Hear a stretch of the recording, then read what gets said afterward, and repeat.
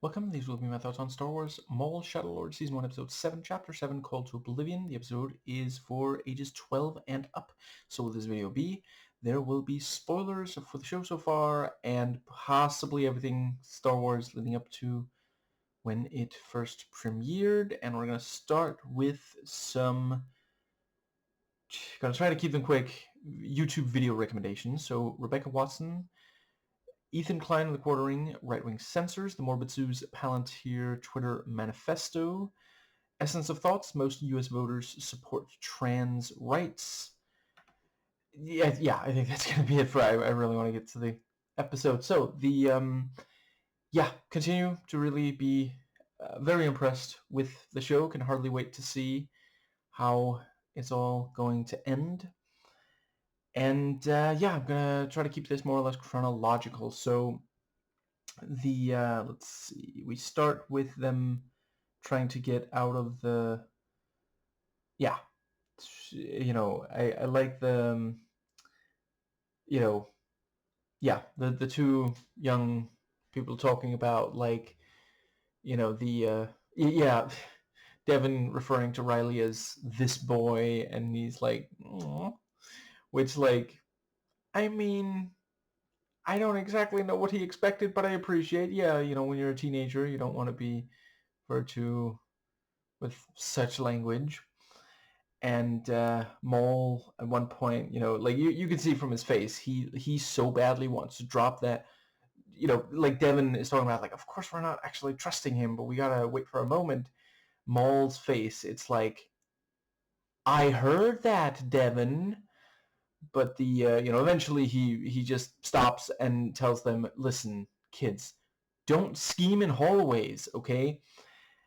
But seriously though, he makes a good point. If they don't follow him, they do have less of a chance. And I also quite liked when Maul makes a stand against all the and Devin tries to also fight back against them, because it's probably the best chance you got. And the fact that Maul did actually turn his back on them, have no one watching them. Like Spybot's reaction to, apparently spitting because of, Devin being a Jedi, which, that's interesting. I don't think we've ever seen a droid spit before. Let's see. I think that does, which, it's always been a little weird when they're, occasionally you will have stuff where it's almost like they are just like people, which, to be fair, I do think, ideally they're treated well. If you haven't already watched Pop Culture Detectives, The Tragedy of Droids in Star Wars, that's an excellent video. But, I just rewatched, because Mandalorian and Grogu was coming out, I'm rewatching some of the movies. Rewatched, Empire Strikes Back. And, let's see, I think it's Han putting his hand over C-3PO's mouth, and it actually shutting up C-3PO. I don't know. I guess after, he's probably just mimicking that he's realized, oh, this means, stop talking. Now, what was her name? Rook is, she points out to Maul, your cloudment is judged. Judgment is clouded with this, apprentice, and he's determined to turn her. It really is like he would have been doing much, much better if he just let go of that. But Maul, he's not always the best at, he does make really self-destructive decisions sometimes because, it's just kind of his... I don't think I have to explain the character of Darth Maul by this point. 27 years after we first met him. Now, I think that does cover... Let's see. So I like the couple mercs, the bounty hunters, the Mandalorians, turning on Maul and Rook and ending up shot down. It's just what's it called?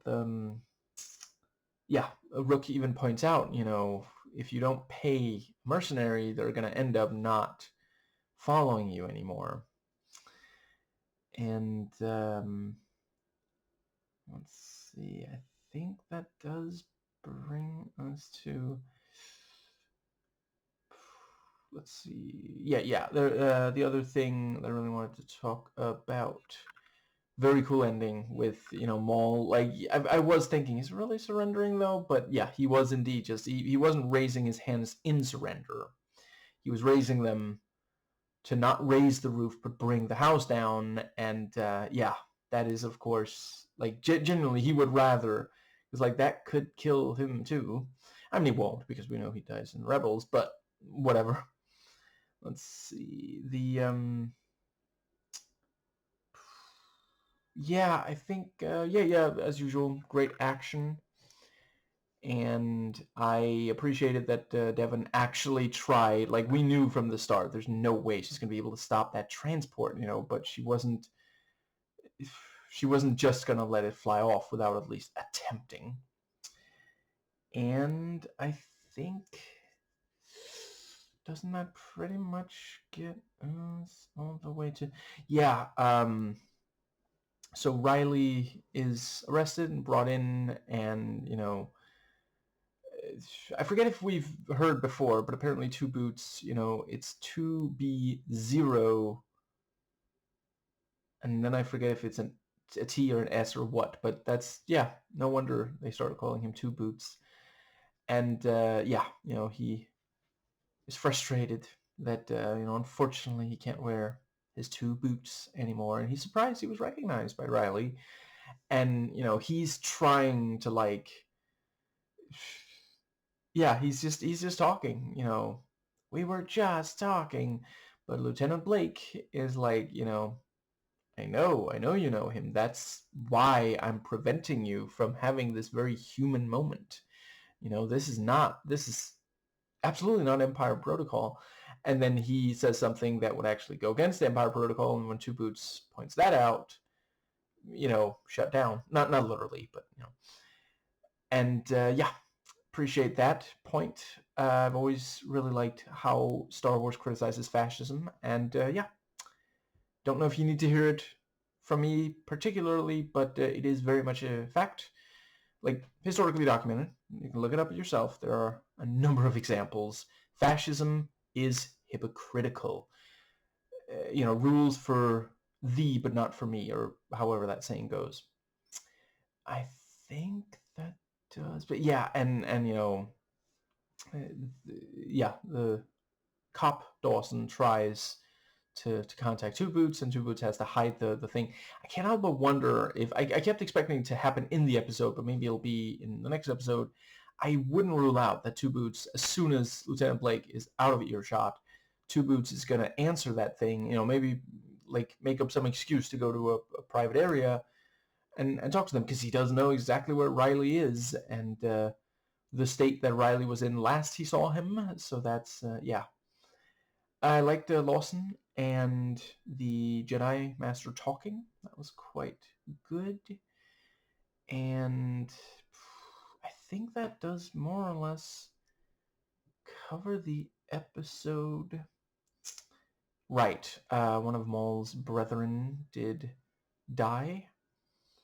And yeah, we are getting to a place where more major characters are perishing, which, did not happen that much before this episode, which is not really a problem, but this is a good time to start. I mean, this episode alone kills off, like, what is it, 3, 4? How many Mandalorians were on that flight? I think there were 3 there, and then you have, I'm sorry, I do not remember the name of Darth Maul's species. I remember, I'm pretty sure it was said on the Clone Wars, I feel like, but been a little while since I watched that, and only watched it once. Yeah, I think that pretty much covers.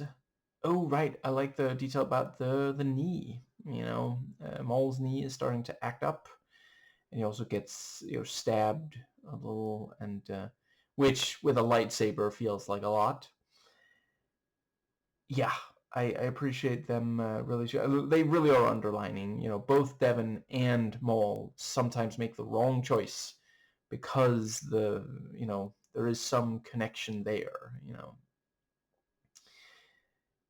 I think they did a really great job making it clear because you have to really do a good job explaining, why is this Jedi following the Sith? But, her master was letting them starve. She tries stealing, which, the master would say was more Sith-like, and certainly it did get her caught, Maul, as soon as they met, he is all about trying to solve problems, and he's not always good at it, but he certainly doesn't. Both of them are keeping a low profile, but Maul is doing the thing he really feels, yeah. I think that does pretty well cover,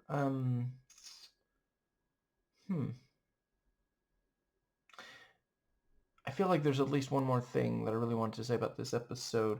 Meanwhile, I will briefly note, I also definitely want to recommend, so there was recently a really, really great video on what research shows about trans people's brains, done by the Q-Word Collective. And no, they don't write it as Q-Word, they write the actual Q-Word, and I appreciate, I've seen other allies. I'm not a member of the LGBTQ plus community myself. I've seen other allies also use the reclaimed slur of the Q word. Currently, I'm just not comfortable with it. So for now, every time I reference that channel or certain video titles, I say Q word instead. No, yeah, I think that is everything for this episode. Really looking forward to more. I am still very impressed by how much I care about these characters that I've only met. Like, I knew, obviously some of these before, but some of them, yeah, brand new characters, or at least not, I don't recognize or remember them from other, but once again, there's so much Star Wars media by now, I don't remember all of it. But I think that does... Right, we also have the curfew, another, point made about fascism. Like, most of these people did nothing, but they're being punished. There's that collective punishment. Fascism and dictatorships in general are pretty big on that. Yeah, I think that covers absolutely everything. Yeah. Trying to think of something pithy and or funny to close the video out on. And yeah, I quite liked seeing, so apparently Spybot can also, like, Spybot grabs one of the stormtroopers and flies off. That's, yeah. Is it terrible that I really badly want there to be at least one video game that brings in a bunch of the characters from this, show and lets you play as any or all of them?